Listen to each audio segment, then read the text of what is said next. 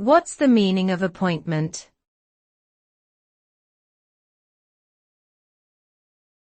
Appointment.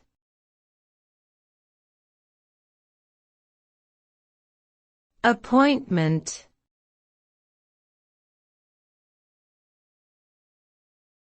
Appointment.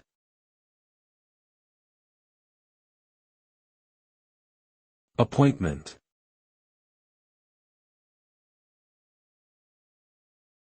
Appointment refers to a scheduled meeting or arrangement between two or more parties.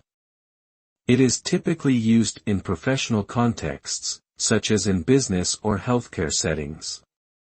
An appointment can also be made for personal reasons, such as scheduling time to meet with friends or family. An appointment is usually agreed upon in advance and can be made over the phone, email, or in person.